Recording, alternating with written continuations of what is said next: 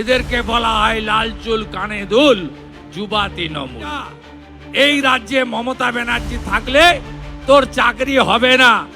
11তে এসে টাটাকে তাড়িয়েছে, 16তে এসে চাকরি বিক্রি করেছে, আর এবারে যদি আসতে পারে মুর্শিদাবাদের ধুলিয়ানের মতো হিন্দুদের পলায়ন হতে বাধ্য হবে। এটাই হলো বর্তমান অবস্থা। আজকের মুখ্যমন্ত্রী বলেছিলেন সেদিন যে আমাকে ক্ষমতায় আনুন, ডবল ডবল চাকরি দেব এবং 6 মাসের মধ্যে শিল্প কি করে করতে হয় আমি করে দেখাবো। এদের সরাতে না পারি তাহলে পশ্চিমবঙ্গ আগামী দিনে কার্যত দ্বিতীয় বাংলাদেশ হয়ে যাবে। কোচবিহারে আমার গাড়িতে পেট্রোল ঢেলেছিল। জয় জয় শ্রীরাম, মাতা কি।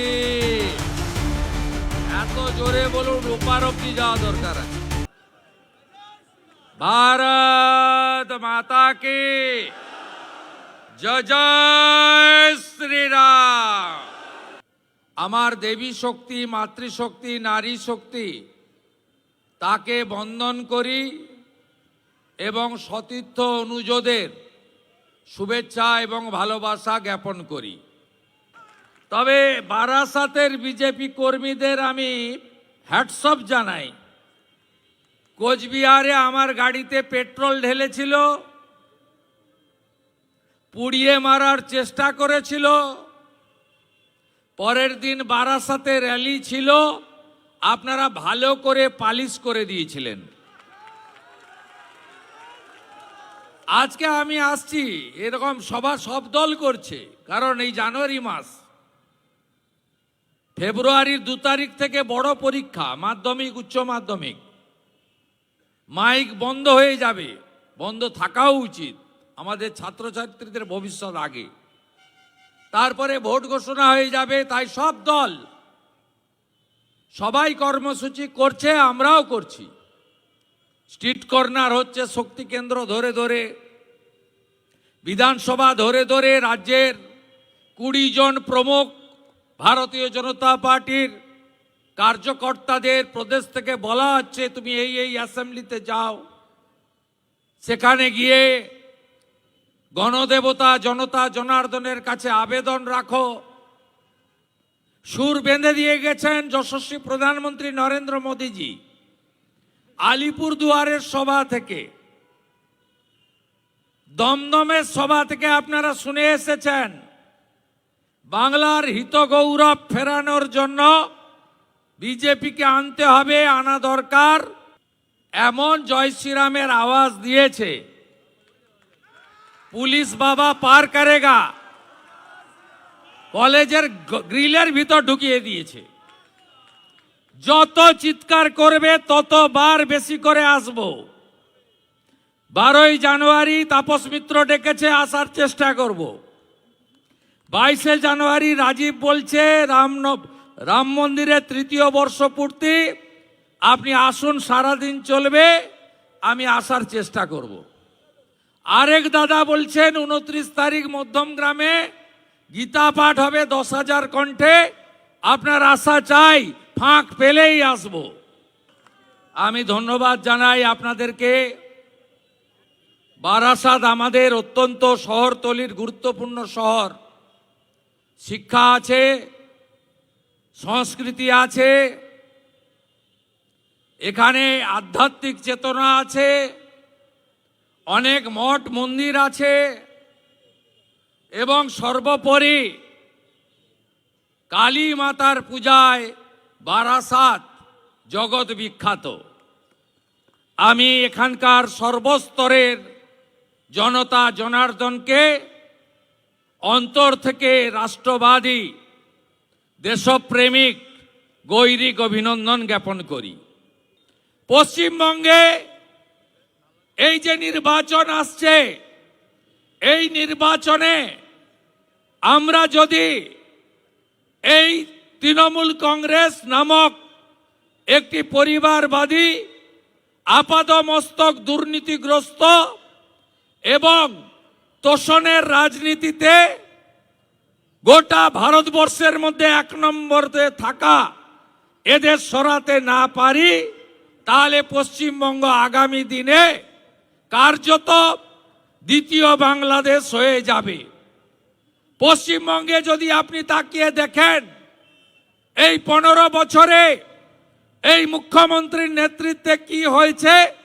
11 সালে বদলা নয় বদল চাই, মা মাটি মানুষ জিন্দাবাদ এই কথা বলে যারা ক্ষমতায় এসেছিলেন, যারা নন্দীগ্রামে বর্ষতা বিরোধী সংগ্রাম, সিঙ্গুরে কৃষক আন্দোলনকে পুঁজি করে এসইউসিআই কংগ্রেসকে সাথে নিয়ে এমনকি রাষ্ট্রবাদী ভোটাররাও অনেকে সেদিন কমিউনিস্টদের সরানোর জন্য, গণহত্যার বদলা নেওয়ার জন্য মমতা ব্যানার্জিকে দেখে প্রকৃত পরিবর্তনের আশায় তারা সেদিন বিজেপিকে ভোট না দিয়ে তৃণমূলকে ভোট দিয়েছিল, যাতে এই বাংলায় পরিত্রাণ আসে। আমরা 15 বছর পরে যোগ বিয়োগের খাতা নিয়ে বসেছি। সেদিন মুখ্যমন্ত্রী বলেছিলেন, আমাকে ক্ষমতায় আনুন, এই রাজ্যে গণতন্ত্র প্রতিষ্ঠা হবে, বোমাবাজি বন্দুকবাজি বন্ধ হবে। আজকের মুখ্যমন্ত্রী বলেছিলেন সেদিন যে আমাকে ক্ষমতায় আনুন, ডবল ডবল চাকরি দেব এবং 6 মাসের মধ্যে শিল্প কি করে করতে হয় আমি করে দেখাবো। সেদিন মুখ্যমন্ত্রী বলেছিলেন যে পরিযায়ী শ্রমিক যারা আছেন বাড়ি ফিরিয়ে আনবো, হাতে কাজ দেব। সেদিন মুখ্যমন্ত্রী বিরোধী নেত্রী বলেছিলেন, আজকের মুখ্যমন্ত্রী সেদিনের বিরোধী নেত্রী, নারী সুরক্ষা দেব। চম্পলা সর্দার, ফেলানি বসাক এবং তাপসী মালিকদের উপরে যে অত্যাচার হয়েছে তার আমি সুবিচার পাইয়ে দেব। আমরা কি পেয়েছি? 11তে এসে টাটাকে তাড়িয়েছে, 16তে এসে চাকরি বিক্রি করেছে, আর এবারে যদি আসতে পারে মুর্শিদাবাদের ধুলিয়ানের মতো হিন্দুদের পলায়ন হতে বাধ্য হবে। এটাই হলো বর্তমান অবস্থা। এই রাজ্যে মমতা ব্যানার্জি থাকলে তোর চাকরি হবে না। তুই মাধ্যমিক পাস করেছিস, লিখতে আর পড়তে জানিস, তোর হয়ে গেছে অনেক কিছু, আমি আর তোকে কলেজে পড়াতে পারবো না, খরচ দিতে পারবো না। এইটাই হচ্ছে পশ্চিমবঙ্গের অবস্থা। 2025-এ 6ই মে উচ্চ মাধ্যমিকের রেজাল্ট বেরিয়েছে। 3 মাস ভর্তি বন্ধ রেখেছিল। কেন জানেন? তার কারণ হলো যত প্রাইভেট ইউনিভার্সিটি আছে, আমি আর নাম বলতে চাই না, যত প্রাইভেট কলেজ আছে টাকা নিয়ে ভর্তি দেয়, তাদেরকে সুবিধা করে দিয়েছে, তাদের ভর্তি বন্ধ ছিল না। 1000 কোটি টাকা মিনিমাম কামিয়ে নিয়েছে এই প্রাইভেট ইউনিভার্সিটিগুলো। 3 মাস ফার্স্ট ইয়ারে ভর্তি বন্ধ ছিল। শুধু তাই নয়, জয়েন্ট এন্ট্রান্স রেজাল্ট বের করেছে 3 মাস পরে। যত ভালো মেধাবী ডাক্তার, ইঞ্জিনিয়ার সব অন্য রাজ্যে চলে গেছে। কে তার বাড়ির অত্যন্ত মেধাযুক্ত ছেলে মেয়েকে বসিয়ে রাখবে আপনি বলুন? শিক্ষা শেষ, শিক্ষা ধ্বংস। কলেজের ছাত্র সংসদ থেকে আমরা উঠে এসেছি। কানে দুল, লাল চুল, হাতে আইফোন, পায়ে লোটো জুতো, 10টা আঙ্গুলে 12টা আংটি। তারা হচ্ছেন তৃণমূলের নেতা। এদেরকে বলা হয় লাল চুল, কানে দুল, যুবা তৃণমূল। এর জন্য দায়ী এই রাজ্যের মুখ্যমন্ত্রী এবং তার সরকার। আপনারা জানেন পার্ক স্ট্রিটের ঘটনাকে ছোট্ট ঘটনা এই মুখ্যমন্ত্রী বলেছিল। কামদুনির ঘটনা, বারাসাত কলেজের ছাত্রী, তাকে ধর্ষণ করে খুন করা হয়েছিল। আপনারা ভুলে যাবেন কেন 12 সালের কথা? ভোলা তো উচিত নয়। কামদুনির মামলা বারাসাত কোর্টে চলল, বিচারপতি ফাঁসির আদেশ দিলেন, আর মমতা ব্যানার্জি 15টা লয়ার চেঞ্জ করে হাইকোর্ট থেকে ফাঁসির দণ্ডাদেশ প্রাপ্ত লোকেদেরকে জামিন করিয়ে দিলেন।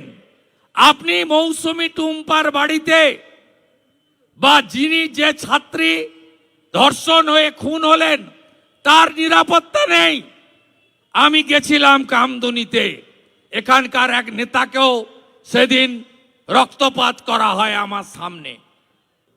এই মুখ্যমন্ত্রী অভয়ার ঘটনার পরে 9ই আগস্ট 2024, তারপরে 14ই আগস্ট বেহালাতে একটা কর্মসূচিতে গিয়ে বললেন, অভয়ার বাবা মা চাইলে আমি তো 10 লাখ দিতেই পারি। উনার বাবা মা মেরুদণ্ড সোজা রেখে বিচারের জন্য লড়াই করছেন। বলেছেন, আমি 10 লাখ টাকা নেব না, আপনারা বরঞ্চ নিয়ে যান, আমার মেয়ের বিচার চাই। আজকে শুধু অভয় থামেনি, আজকে তামান্না হয়ে রামপুরহাটে 6 বছরের বাচ্চা আদিবাসী মহিলা বাচ্চা শিশু হয়ে আজকে Durgapur IQ City Medical College second ইয়ারের ছাত্রী, তার বাবা উড়িষ্যার বালাসরে থাকেন। আমি প্রথম থেকে এই বিষয়টা দেখেছি। তিনি বললেন 80 লাখ টাকা ক্যাপিটেশন ফি দিয়ে এই প্রাইভেট কলেজে মেয়েকে ঢুকিয়েছিলাম ডাক্তার করার জন্য। আমি মেয়েকে নিয়ে উড়িষ্যা গেলাম। এই বাংলা কোনো মেয়ের জন্য সুরক্ষিত নয়। আজকে এটা আমাদের শুনতে হলো। এটা কোন বাংলা? যে বাংলাতে স্বামী বিবেকানন্দ তিনি নারী শক্তির কথা বলে গেছেন। জগজ্জননী মা শারদামণি সবার আদর্শ মা ছিলেন। যে বাংলাতে বিদ্যাসাগর মহোদয় নারী শিক্ষার জন্য লড়াই করেছেন তার জীবৎকালে 1820 থেকে 1890, সেই বাংলা, যে বাংলা সতীদাহ প্রথা বিলুপ্ত করেছে, যে বাংলায় আমাদের নারীদের শিক্ষা সুরক্ষিত করেছে, এই বাংলাতে আজকে উড়িষ্যার অভিভাবক বলছে কোনো মেয়ে সুরক্ষিত নয়। মমতা ব্যানার্জি দুর্গাপুরের ঘটনার পরে মুখ খোলেননি।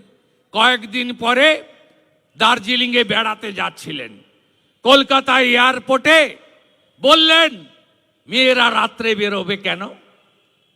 মেয়েদের রাত্রে বেরোনোর দরকার নেই। এটা মুখ্যমন্ত্রীর কথা। এ কথা হতে পারে? আজকে নারী শক্তি, আপনারা জাগ্রত হন, জাগ্রত হয়ে বদল আনুন। আমি বিজেপির হয়ে কথা দিয়ে গেলাম, যোগী আদিত্যনাথের দেখানো পথে আগামী বিজেপি সরকার দর্শকদের সকালবেলা জমা নেবে, বিকেলবেলা খরচ করে দেবে। বাংলা হান্টের আরো খবর দেখতে নজর রাখুন। বাংলা খবর মানেই বাংলা হান্ট।